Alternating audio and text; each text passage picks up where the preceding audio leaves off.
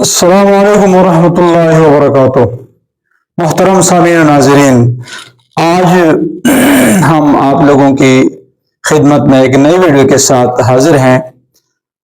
Video شروع کرنے سے پہلے چاہتے ہیں کہ سرور کونین صلی اللہ علیہ وسلم پر درود مبارکہ بھیجیں۔ اللہم صلی علی محمد وعلی آل محمد کما صلیت علی ابراہیم وعلی آل ابراہیم انک حمید مجید۔ اللہم بارک علی محمد وعلی آل محمد کما بارکت علی ابراہیم وعلی آل ابراہیم انک حمید مجید۔ درود مبارکہ بھیجنے کے بعد آتے ہیں بورڈ کی طرف۔ آج کے سبق میں ہم پڑھیں گے کہ قرآن میں رکوع اور آیت کا جو ذکر ہے اس کے لغوی اصطلاحی معنی اور مطلب کیا ہیں، اس کو سمجھیں گے انشاءاللہ تعالی۔ بسم اللہ الرحمن الرحیم۔ درس نمبر 13، قرآن میں آیات مبارکہ اور رکوعات کا مطلب و معنی۔ آیت ان کی جمع ہے۔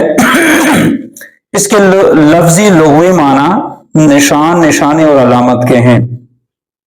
اصطلاحی معنی کے لحاظ سے آیت کا معنی سورت کے اندر سب سے چھوٹی تقسیم کا نام ہے۔ ہر فقرہ یا جملہ جس میں کوئی حکم ہو یا وہ ایک مستقل عبارت ہو، ایک آیت ہے۔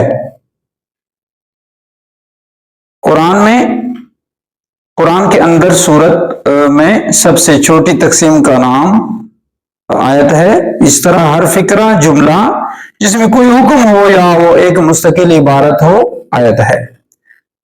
عربی میں اس کی جو تعریف کی گئی ہے وہ یہ ہے: وَقِيلَ لِكُلِّ جُمْلَةٍ مِّنَ الْقُرْآنِ دَالَّةٌ عَلَىٰ حُكْمٍ فَهِيَ آیَةٌ، کہ ہر وہ جملہ قرآن کا جو کسی حکم پر دلالت کرتا ہو وہ آیت ہے۔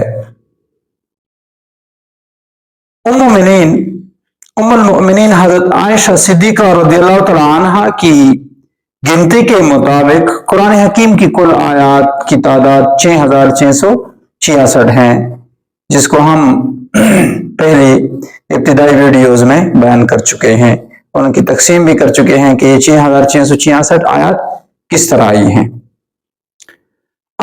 آتے ہیں لفظ رکوع کی طرف۔ تو لغت میں رکوع جھکنے یا ایک دفعہ جھکنے کو کہتے ہیں۔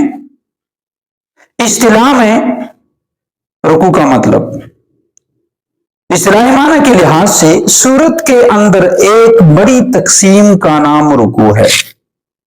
بڑی سورتوں میں اکثر رکوع 10 آیتوں پر رکھے گئے ہیں، اور یہ اتنی مقدار ہے جو ایک رکعت میں بآسانی پڑھی جا سکتی ہے۔ تو یہ آج کی ویڈیو میں ہم نے پڑھا کہ بھئی آیت اور رکوع کا معنی و مطلب کیا ہے، اس کے لغوی اور اصطلاحی معنی کیا ہیں۔ تو آج کی ویڈیو ہم اسی کے ساتھ بس کرتے ہیں۔ اللہ حافظ۔